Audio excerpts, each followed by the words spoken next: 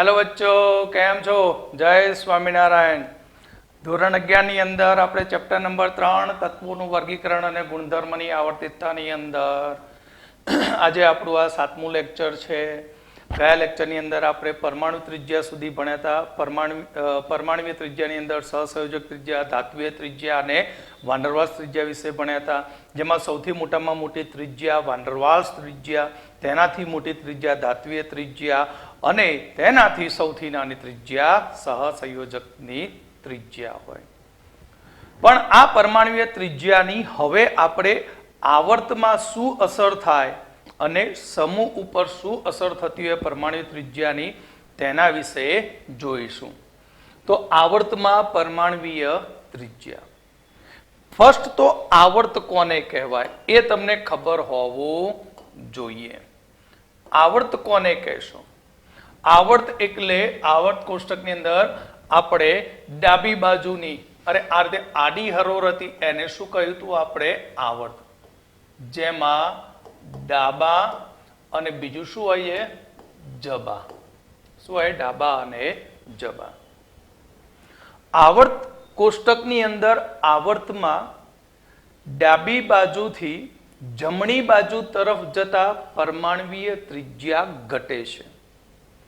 આવર્તમાં ડાબીથી જમણી બાજુ તરફ જતા પરમાણુય ત્રિજ્યા ઘટે છે. પરમાણુય ત્રિજ્યા કેમ ઘટે તે સમજવા માટે આપણે લઈશું આવર્ત નંબર 2.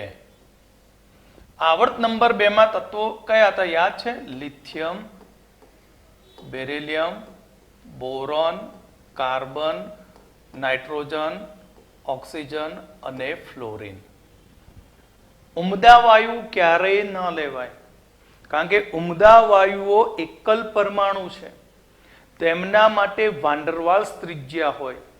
માટે આવર્તમાં તમને MCQમાં પૂછે તો એક મગજમાં ફિક્સ રાખજો કે આવર્તમાં હંમેશા નિષ્ક્રિય વાયુની પરમાણુ ત્રિજ્યા મોટી હોય છે. તો પરમાણુ ક્રમાંક તમે જાણો છો 3, 4, 5, 6, 7, 8 અને 9. તો આપણે ઇલેક્ટ્રોન રચના લખીએ બાહ્ય કોષની. તો લિથિયમની ઇલેક્ટ્રોન રચના 1s2, ચલો આખી 1s2, 2s1. બેરિલિયમની ઇલેક્ટ્રોન રચના 1s2, 2s2. બોરોનની ઇલેક્ટ્રોન રચના 1s2, 2s2, 2p1. કાર્બનની ઇલેક્ટ્રોન રચના 1s2, 2s2, 2p2. નાઇટ્રોજનની ઇલેક્ટ્રોન રચના 1s2, 2s2, 2p3. ઓક્સિજનની ઇલેક્ટ્રોન રચના 1s2, 2s2, 2p4. ફ્લોરિનની ઇલેક્ટ્રોન રચના 1s2, 2s2, 2p5. તો તમે શું જોયું આવર્તની ઇલેક્ટ્રોન રચનામાં? આવર્તની ઇલેક્ટ્રોન રચનાની અંદર તમારો પરમાણુ ક્રમાંક વધતો જાય છે. એટલે અસરકારક કેન્દ્રીય વીજભાર ક્રમશઃ વધતો જાય છે. પણ બાહ્યતમમાં જે નવો ઇલેક્ટ્રોન આવે છે એ ઇલેક્ટ્રોન એક જ પ્રકારના કોષમાં ઉમેરાતો જાય છે. એક જ પ્રકારના કોષમાં સતત શું થાય? ઉમેરાય. એટલે અહીં ઇલેક્ટ્રોનનું કેન્દ્ર તરફનું આકર્ષણ બળ સતત વધતું જાય અને આકર્ષણ બળ વધવાને કારણે પરમાણુના કદમાં ઘટાડો થાય. આથી પરમાણુય ત્રિજ્યા સતત ઘટે છે. આવર્તમાં ડાબાથી જબા તરફ જતા પરમાણુ ત્રિજ્યા ઘટતી જાય છે. ફર્સ્ટ કારણ અહીં ઇલેક્ટ્રોન એ બાહ્યતમ ઇલેક્ટ્રોન એ ફક્ત ને ફક્ત એક જ સંયોજકતા કોષમાં ઉમેરાતો જાય, n=2 માં ઉમેરાતો જાય છે. ક્લિયર? પરિણામે ઇલેક્ટ્રોનનું કેન્દ્રથી અંતર વધતું નથી. આપણું ઇલેક્ટ્રોન આ કેન્દ્ર છે, કેન્દ્રની ફરતે n=1 અને આ n=2. ઇલેક્ટ્રોન સતત અહીંયા વધતા ગયા. પહેલા 1 હતો, 1 પછી 2 થયા, 3 થયા, 4 થયા, 5 થયા, 6 થયા, 7 થયા અને 8 થયા. પણ ઇલેક્ટ્રોનનું ડિસ્ટન્સ અહીંયાથી વધતું નથી.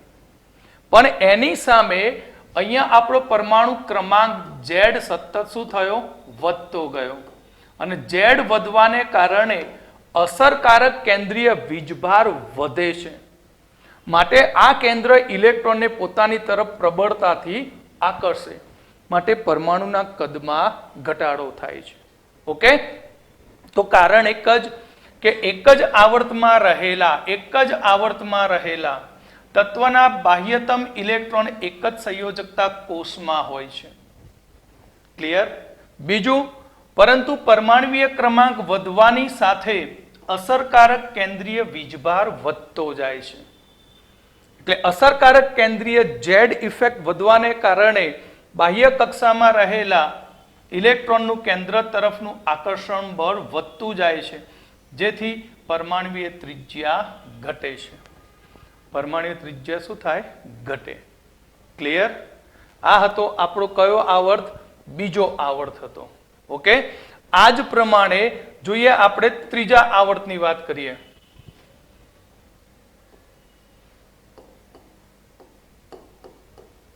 આવર્ત 3. આવર્ત 3 એટલે સોડિયમ, મેગ્નેશિયમ,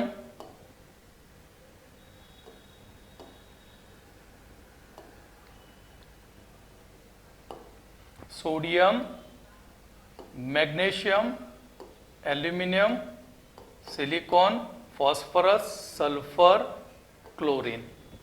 ઓકે, પરમાણ્વીય ક્રમાંક આપણે પછી લખીએ Na. Na ની ઇલેક્ટ્રોન રચના શું છે? તો 1s2, 2s2, 2p6, 3s1. મેગ્નેશિયમની ઇલેક્ટ્રોન રચના 1s2, 2s2, 2p6, 3s2. એલ્યુમિનિયમની ઇલેક્ટ્રોન રચના 1s2, 2s2, 2p6, 3s2, 3p1. Silicon 1s2, 2s2, 2p6, 3s2, 3p2.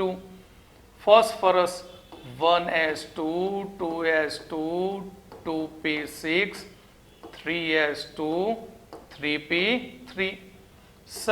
Sulphur 1s2, 2s2, 2p6, 3s2, 3p4. Chlorine 1s2, 2s2, 2p6, 3s2, 3p5. તો જો અહીંયા સંયોજકતા n બરાબર 3 કેવી રહી? અચળ રહી. ઇલેક્ટ્રોન સંયોજકતા કોષમાં એક એક ઉમેરાતો ગયો દરેક વખતે, પણ n બરાબર 3 તો કેવું રહ્યું? અચળ જ રહ્યું. તો પરમાણુ ક્રમાંક વધી ગયો 11, 12, 13, 14, 15 અને આ 16 તથા 17. એટલે પરમાણ્વીય ક્રમાંક વધતો જાય. માટે બાહ્ય કોષના ઇલેક્ટ્રોનનું કેન્દ્ર ઉપર આકર્ષણ બળ વધવાને કારણે કક્ષા જે હોય એ કક્ષાનું શું થાય? સંકોચન થાય. માટે પરમાણ્વીય ત્રિજ્યા ઘટતી જાય છે. ઓકે, આવર્તમાં હવે કોઈ ડાઉટ હશે નહીં. તો હવે આગળ વધીએ આપણે એનું કોષ્ટક જોઈ લઈએ. તો lithium, beryllium, boron, carbon, nitrogen, oxygen અને ફ્લોરિન. સૌથી વધુ ત્રિજ્યા કોની છે? ફ્લોરિનની છે. સૌથી વધુ ત્રિજ્યા કોની છે? ફ્લોરિનની. ત્યાર પછી ત્રિજ્યામાં ક્રમશઃ શું થયો? ઘટાડો થયો.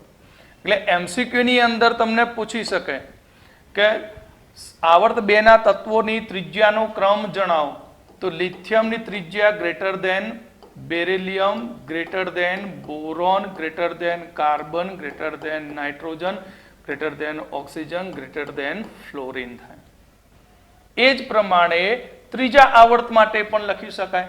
સૌથી મોટી ત્રિજ્યા કોની? Na, પછી Mg less than greater than aluminium, greater than silicon, greater than phosphorus, greater than sulphur, greater than chlorine.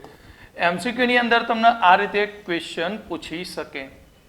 નીચેનામાંથી પરમાણુ ત્રિજ્યાનો સાચો ક્રમ કયો છે? તો આવડવું જોઈએ તત્વોનો ક્રમ આવર્તમાં તો કન્ટિન્યુ એક રીતે શું થાય? ઘટતો જાય. હવે આનો આલેખ પણ પૂછી શકાય. હવે આલેખ જોઈએ તો પરમાણ્વીય ત્રિજ્યા વિરુદ્ધ પરમાણ્વીય ક્રમાંકનો આલેખ. તો સૌથી મોટી પરમાણુ ત્રિજ્યા આપણો અહીંયા આવર્ત 2 માટેનો આલેખ છે. ત્રીજા આવર્ત માટે દોરવું હોય તો પણ સેમ થાય. ઓકે, તો સૌથી મોટી પરમાણુ ત્રિજ્યા લિથિયમની, પછી પરમાણુય ત્રિજ્યામાં શું થાય? ઘટાડો થતો જાય. Beryllium, boron, carbon, nitrogen, oxygen અને ફ્લોરિન. ઓકે, તો પરમાણુ ત્રિજ્યામાં આ રીતે ક્રમશઃ શું થશે? ઘટાડો થાય છે. શાની અંદર? આવર્તમાં. ઓકે, હવે આપણે સમૂહની પરમાણ્વીય ત્રિજ્યા.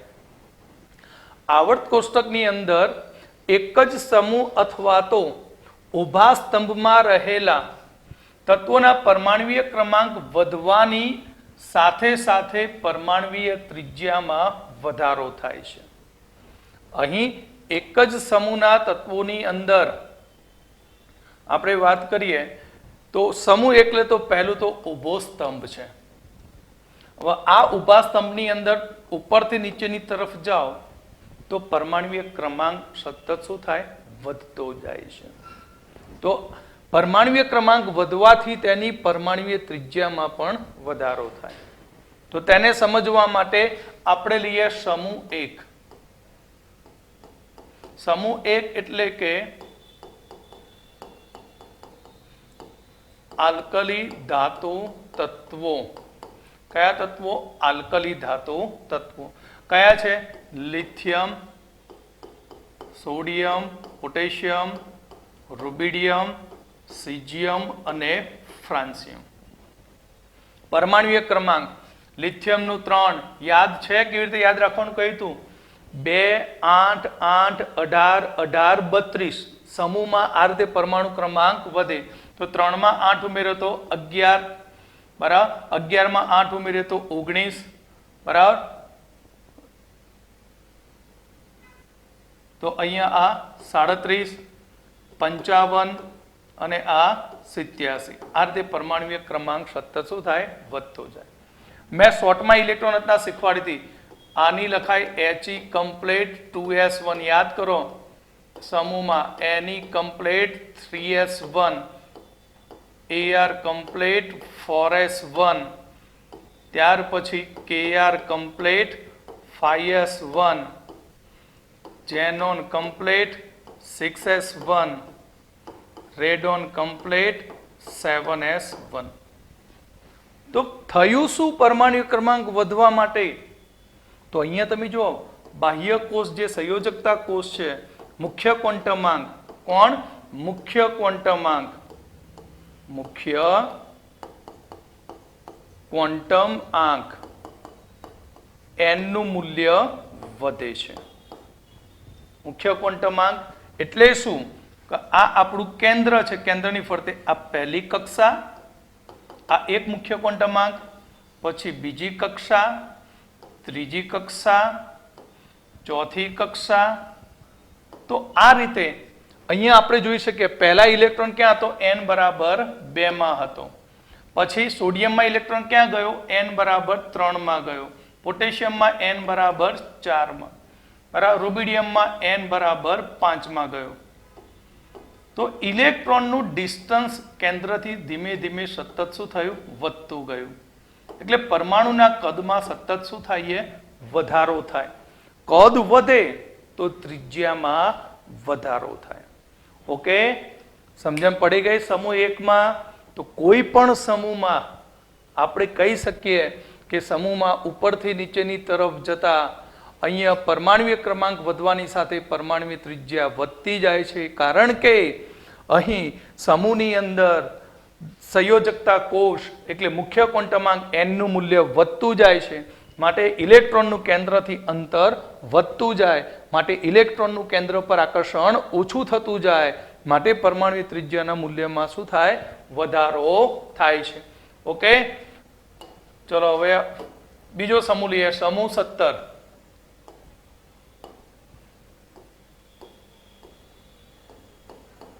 સમૂહ 17 એટલે હેલોજન સમૂહના તત્વો. તો સમૂહ 17 એટલે શું? फिर कल बाहर आएगी ऑटो. સમૂહમાં પરમાણુ ક્રમાંક આ 9 છે, 17, 35 બરાબર. એ રીતે પછી આમાં બીજા 18 ઉમેરો, પછી 32 ઉમેરી દો. તો ફ્લોરિનની ઇલેક્ટ્રોન રચના હતી He કમ્પ્લીટ. કેટલા ઇલેક્ટ્રોન વધ્યા? 7. He માં 2 જાય તો ઇલેક્ટ્રોન રચના 2s2 2p5. ક્લોરીનની ઇલેક્ટ્રોન રચના Ne કમ્પ્લીટ 3s2 3p5. બ્રોમિનની ઇલેક્ટ્રોન રચના Ar 3d10 4s2 4p5.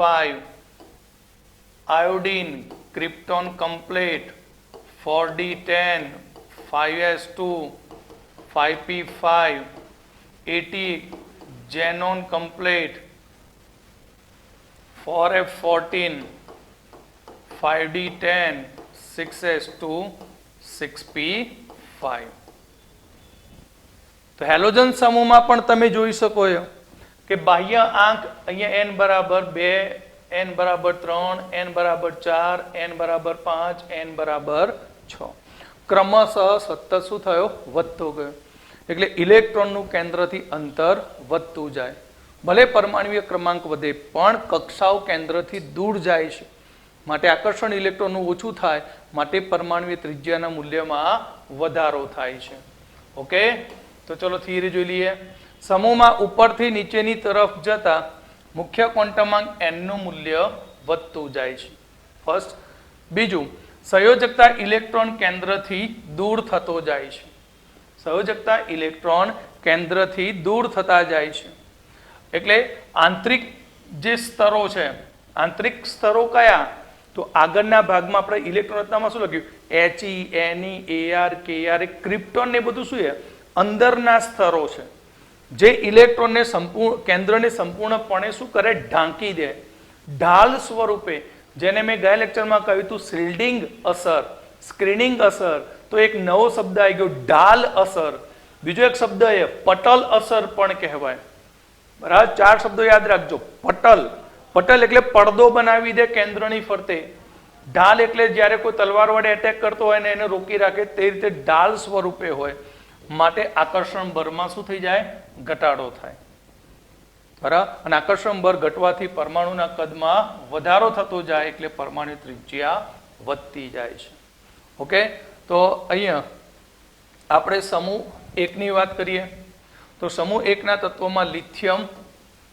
સમૂહ 1 નું તત્વ કયું? લિથિયમ. લિથિયમની પરમાણુ ત્રિજ્યા 152. કોઈ યાદ નથી રાખવાની ત્રિજ્યાઓ, ખાલી જોવા માટે છે કે લિથિયમ, સોડિયમ, પોટેશિયમ, રૂબિડિયમ અને સિઝિયમ તરફ જાઓ તો કદમાં શું થયો?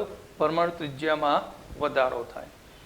ક્લિયર? એ જ પ્રમાણે સમૂહ 17 ફ્લોરિન, ક્લોરિન, બ્રોમિન અને આયોડિન. તો અહીંયા સૌથી નાની ત્રિજ્યા કોની છે? ફ્લોરિનની. પછી ત્રિજ્યા ક્લોરિનની, પછી બ્રોમિન, આયોડિન અને At. ત્રિજ્યાના મૂલ્યમાં સતત શું થતો જાય? વધારો થતો જાય. ઓકે, હવે તમે સમૂહ 1 અને સમૂહ 2 ભણી ગયા. બરાબર, તો હવે આપણે સમૂહ 1 અને સમૂહ 2, આ તો હા સમૂહ 1 અને સમૂહ 2 ત્રિજ્યાનો પરમાણુ ત્રિજ્યા વિરુદ્ધ પરમાણુ ક્રમાંકનો આલેખ. આલેખની અંદર ખાસ ધ્યાન રાખવાનું, આપણે 2 સમૂહ લીધેલા, એક સમૂહ 1 અને સમૂહ 17. સમૂહ 1 માં લિથિયમની ત્રિજ્યા કેટલી હતી? 152 હતી. ફ્લોરિનની ત્રિજ્યા કેટલી હતી? 72. એટલે જ્યારે 2 સમૂહનો ભેગો આલેખ આપ્યો હોય ત્યારે તમારે ધ્યાન રાખવું પડે. બરાબર, ત્યારે તમારે ખાસ ધ્યાન રાખવું પડે કોને ઉપર રાખવો, કોને નીચે. ઓકે, તો અહીંયા ઉપરનો આલેખ જે છે એ આલેખ સમૂહ 1 નો છે. કોનો છે? સમૂહ 1 નો. અને નીચેનો આલેખ છે એ સમૂહ 17 નો છે. સમૂહ 17 નો. અને દેખીતી રીતે આપણે હમણાં આલેખ દોર્યો તો આવર્ત માટે આ રીતે દોરેલો ને ઘટતા ક્રમમાં હતો ને. કોણ હતું ઉપર? લિથિયમ હતું. બરાબર, પછી છેલ્લે અહીંયા શું હતું? ફ્લોરિન હતું. તો આ રીતે કમ્પેર કરો, આ આવર્ત બને, આ શું બને? આવર્ત બનતો જાય. શું બનતો જાય? આવર્ત. એટલે હંમેશા આવર્તનું જે ડાબી બાજુનું તત્વ હશે એની ત્રિજ્યા મોટી હોય અને જમણી બાજુની ત્રિજ્યા નાની હોય. એટલે આ જમણી બાજુના તત્વોનો આલેખ નીચેની તરફ હોય, ડાબી બાજુનો આલેખ ઉપરની તરફ. અને ડાબી બાજુ બે જ સમૂહ હોય, સમૂહ 1 અને સમૂહ 2 જ હોય છે. ઓકે, કોઈ ડાઉટ? પરમાણુય ત્રિજ્યા સમૂહમાં કોઈ પણ ડાઉટ હોય, કંઈ પણ પ્રોબ્લેમ હોય, ના ખબર પડે, તરત મને કોલ કરી દેવાનો 99 25 34 36 48 પર. હવે આપણે આયનીય ત્રિજ્યા. આયનીય ત્રિજ્યા કોના માટે હોય? કે કોઈ આયનીય સ્ફટિક આપેલો હોય તો તે આયનીય સ્ફટિકમાં રહેલા ધન આયન અને ઋણ આયન વચ્ચેના અંતરનું માપન કરીને આપણે આયનીય ત્રિજ્યાનો અંદાજ મેળવી શકાય. આયનીય ત્રિજ્યા હંમેશા આયનો માટે હોય. એટલે આપણું સંયોજન કેવું હોવું જોઈએ? આયનીય સંયોજન. જેમ કે NaCl, KCl આ આયનીય સંયોજનો છે. ક્લિયર? તો આયનીય સંયોજનો માટે જ આયનીય ત્રિજ્યા, જેમાં ધન આયન અને ઋણ આયન હોય તો આ ધન આયન અને ઋણ આયન વચ્ચેના અંતરનું માપન કરીને આયનીય ત્રિજ્યાનો અંદાજ મેળવી શકાય છે. તો અહીંયા આપણે બે આયનો વિશે જોવાનું. ધન આયન. ધન આયન ક્યારે બને? શીખવાડી દીધું છે આગળ. જ્યારે કોઈ તટસ્થ પરમાણુ ઇલેક્ટ્રોન ગુમાવે ત્યારે ધન આયન બને.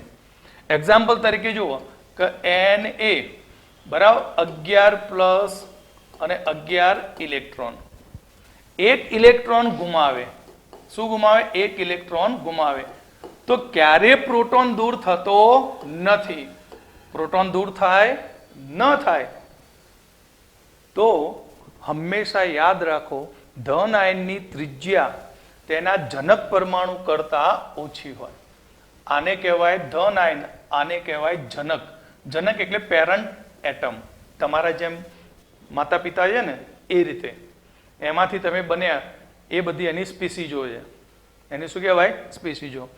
તો આપણે એવું કહેવા માંગુ છું કે ધન આયનની ત્રિજ્યા એ ધન આયનની ત્રિજ્યા એ જનક પરમાણુ કરતા હંમેશા ઓછી જ હોય. ધન આયનની ત્રિજ્યા જનક પરમાણુ કરતા ઓછી હોય છે. જનક પરમાણુ કરતા કેવી હોય? ઓછી હોય.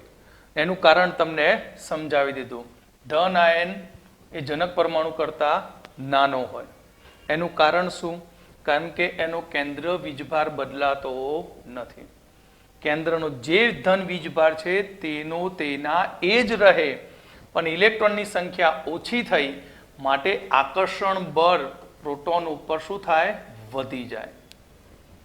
અસરકારક વીજભાર વધવાથી ઇલેક્ટ્રોનનું આકર્ષણ કેન્દ્ર તરફ વધુ થાય માટે જે કદ છે એ કદમાં ધીમે ધીમે ઘટાડો થતો જાય.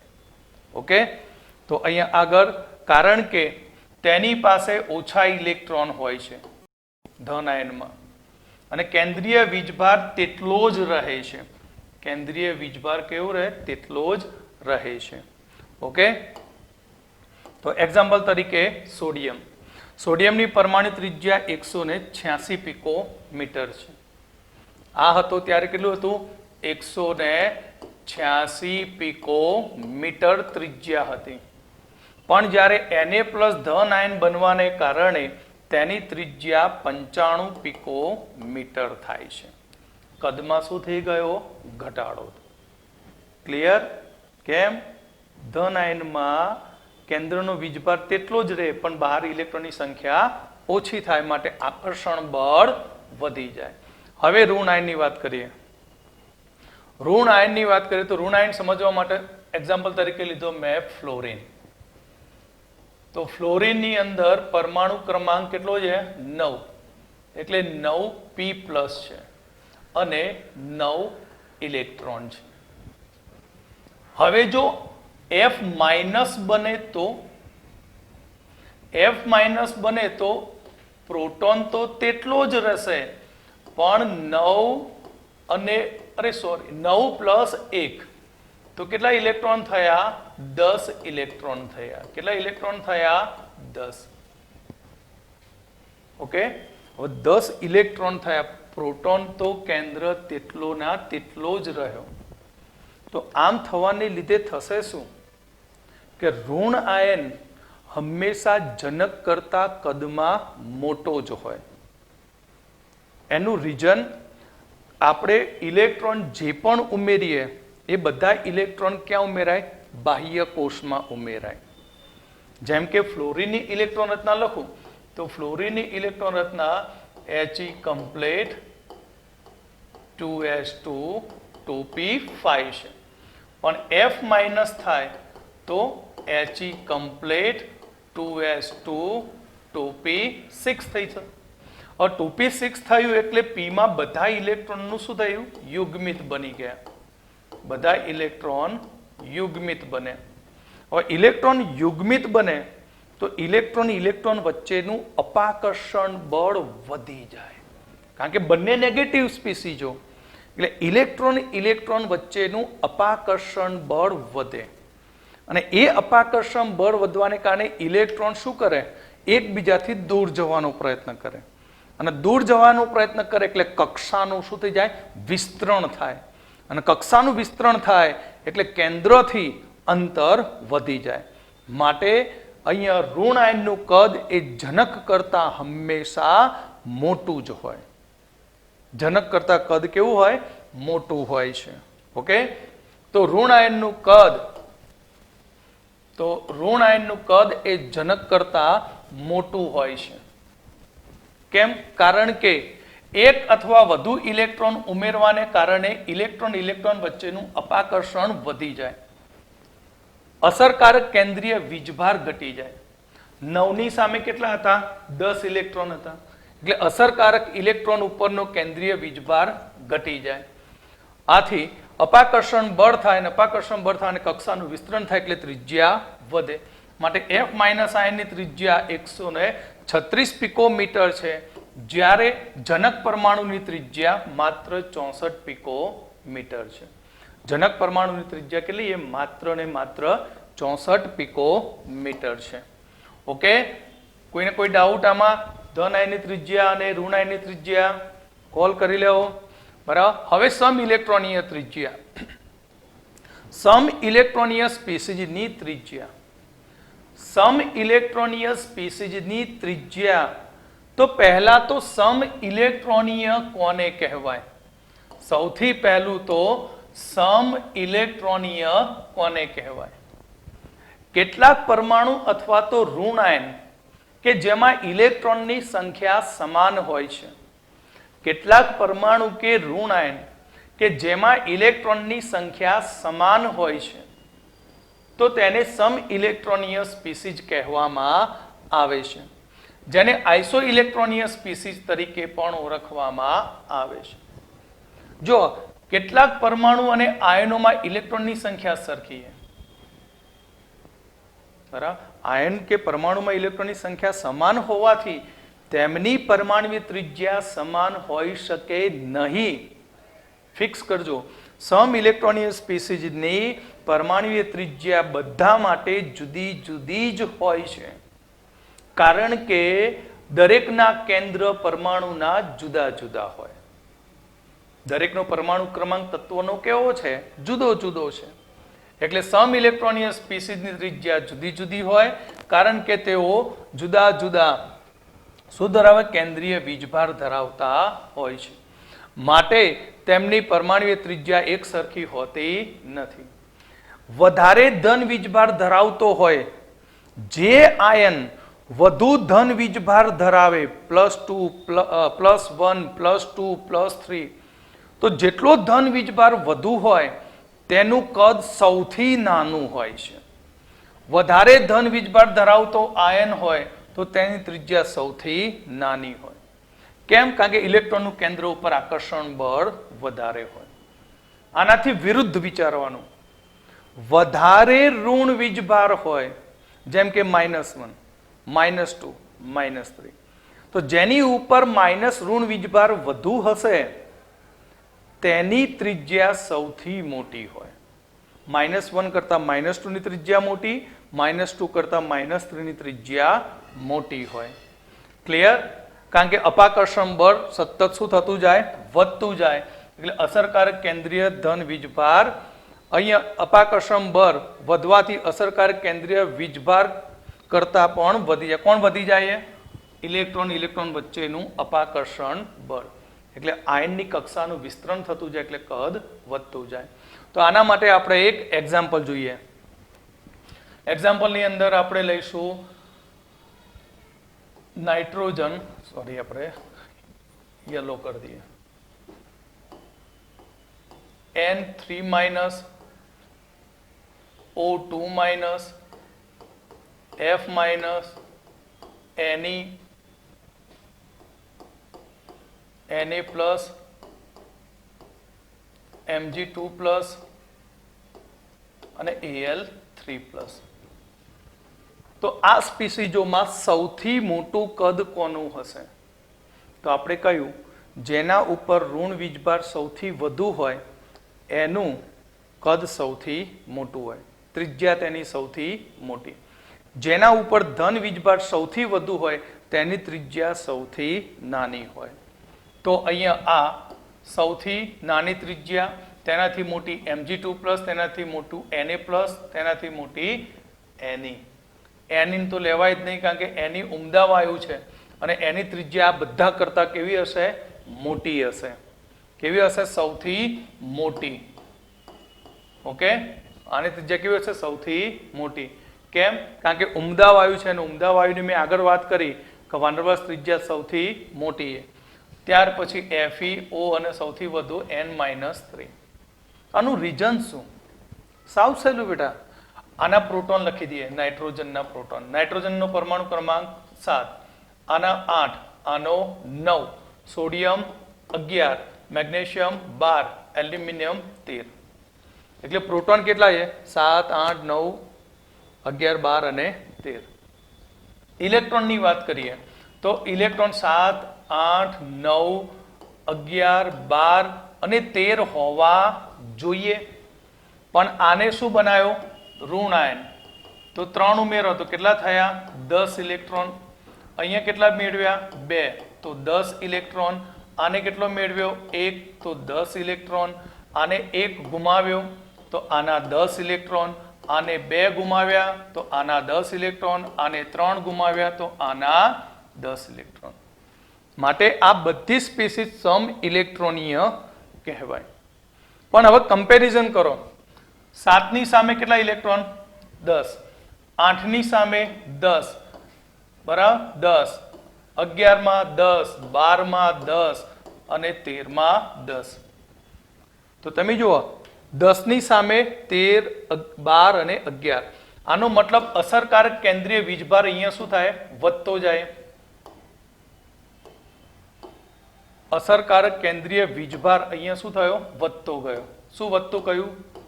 Z ઇફેક્ટ વધતી જાય. માટે Z કેન્દ્રીય વીજભાર વધે તો કદ ઘટતું જાય. જ્યારે અહીંયા શું થાય? તો આ તરફ જાઓ તો સૌથી Z ઇફેક્ટ